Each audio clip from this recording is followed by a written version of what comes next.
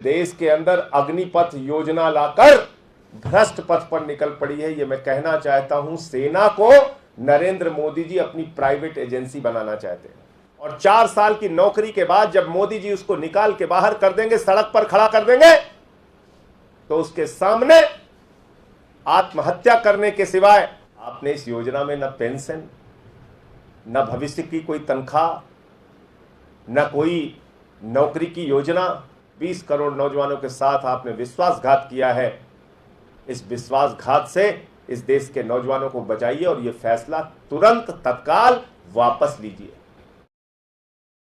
इस देश के अंदर अग्निपथ योजना लाकर भ्रष्ट पथ पर निकल पड़ी है। यह मैं कहना चाहता हूं, सेना को नरेंद्र मोदी जी अपनी प्राइवेट एजेंसी बनाना चाहते हैं। भारत की सेना भारत का गौरव है।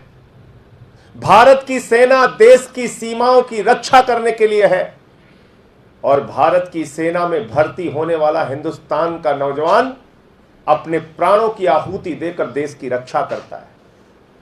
आज नरेंद्र मोदी जी ने यह अग्निपथ योजना जो लाई है, यह निश्चित तौर पे देश के प्राइवेट कंपनियों को फायदा पहुंचाने के लिए योजना लाई गई है। 4 साल तक एक नौजवान सेना में भर्ती होने के लिए तैयारी करेगा। 4 साल तैयारी के बाद बड़ी मुश्किल से उसकी भर्ती होगी। 2 साल उसके ट्रेनिंग और छुट्टियों में जाएंगे। 2 साल वो नौकरी करेगा और 4 साल की नौकरी के बाद जब मोदी जी उसको निकाल के बाहर कर देंगे, सड़क पर खड़ा कर देंगे, तो उसके सामने आत्महत्या करने के सिवाय, भीख मांगने के सिवाय, अपराध के रास्ते पर जाने के सिवाय या किसी प्राइवेट कंपनी में सिक्योरिटी गार्ड करने की नौकरी करने के सिवाय कोई दूसरा रास्ता नहीं बचेगा। आज देश की खदानें, देश की सेल, देश के कोयला, LIC, बैंक, सड़क, बिजली, पानी, BPCL, एयरपोर्ट, पोर्ट, कितने संपत्तियों का नाम लूं, सब कुछ देश के चंद पूंजीपतियों को नरेंद्र मोदी जी ने बेच दिया। उसकी रक्षा करने के लिए कौन चाहिए? सिक्योरिटी गार्ड चाहिए, सिक्योरिटी गार्ड। उनकी संपत्तियों की रक्षा करने के लिए कौन चाहिए? सिक्योरिटी गार्ड चाहिए। तो क्या देश की सेना को Narendra Modi ji security guard training centre बना रहे हैं?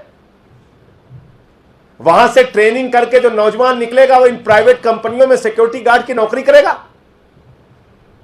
इन प्राइवेट कंपनियों को फायदा पहुंचाने के लिए ये योजना लेके आए आप।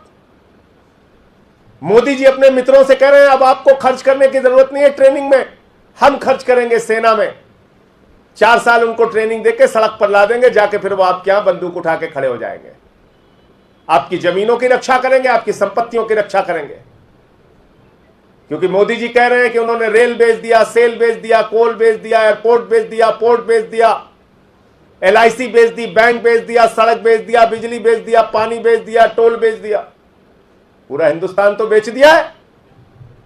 तो उसकी रक्षा करने के लिए यही नौजवान निकल के आएंगे, 10-10, 15-15 हजार, 7 हजार, 8 हजार में नौकरी करेंगे। ये आप चंद पूंजीपतियों के लिए प्राइवेट आर्मी बना रहे हैं हिंदुस्तान के अंदर। अंग्रेजों की प्राइवेट आर्मी खड़ा करने का काम कर रहे हैं आप। ये देश की सेना का अपमान है, देश के नौजवानों का अपमान है।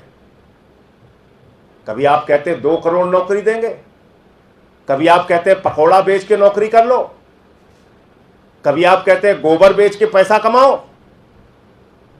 जिन लोगों के दिमाग में गोबर भरा है वो इस देश के अंदर गोबर योजना ही ला सकते हैं, वो नौजवानों को नौकरियां नहीं दे सकते। और इसलिए मैं मांग करता हूं भारत की सरकार से और आदरणीय नरेंद्र मोदी जी से, जिस तरीके से किसानों के खिलाफ आप फैसला किए थे, काला कानून लेकर आए थे, हम लोगों ने संसद के अंदर विरोध किया था। केजरीवाल जी ने बार बार आपसे कहा था वो काले कानून वापस ले लीजिए। आपने 1 साल लगा दिया, इस देश का किसान सड़कों पर बैठा रहा, 750 किसान शहीद हो गए। आज पूरे देश का नौजवान आक्रोशित है, सड़कों पर उतर के आंदोलन कर रहा है।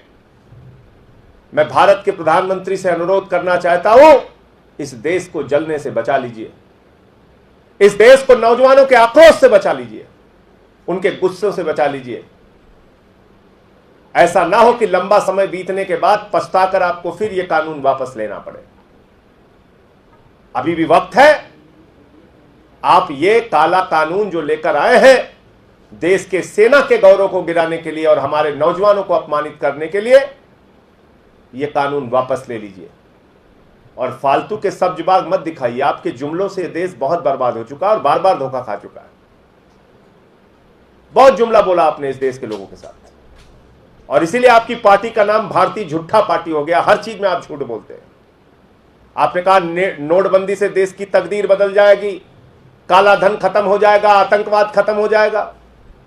आपने कहा जीएसटी से हम देश को दूसरी आजादी दे रहे हैं, झूठ निकला।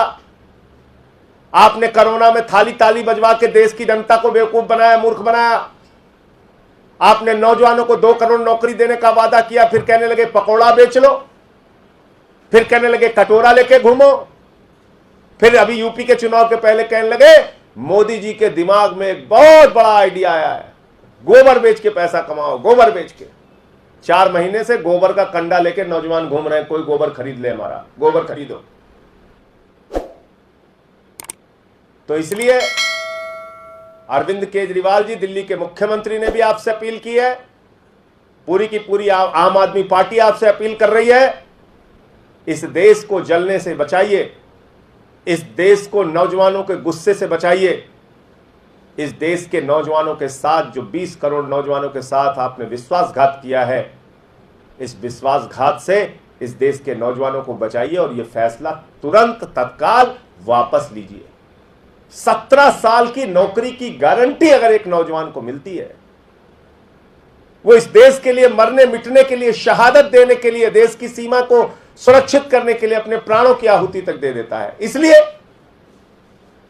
कि जब वो इस दुनिया में नहीं रहेगा, देश को बचाते हुए शहीद हो जाएगा, तो उसके परिवार की सुरक्षा की जिम्मेदारी सरकार लेगी।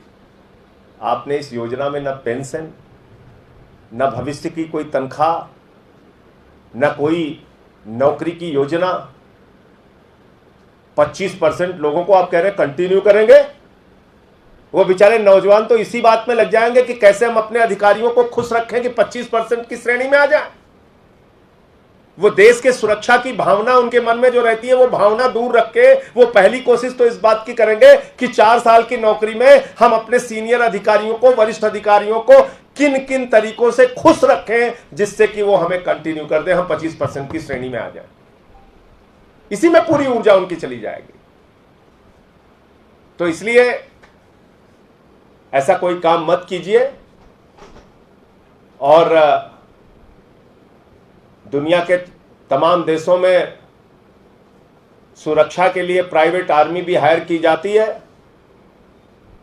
कहीं ऐसा ना हो कि आप अपने मित्रों के लिए, अपने पूंजीपति मित्रों के लिए इस देश में प्राइवेट आर्मी तैयार करके और फिर सरकार इसी काम में लग जाए कि प्राइवेट आर्मी हायर करके अपना काम चलाए। ऐसी हालत में इस देश को मत पहुंचाइए, भारत की सेना के गौरव को मत गिराइए। मैं फिर यही बात कहना चाहता हूं।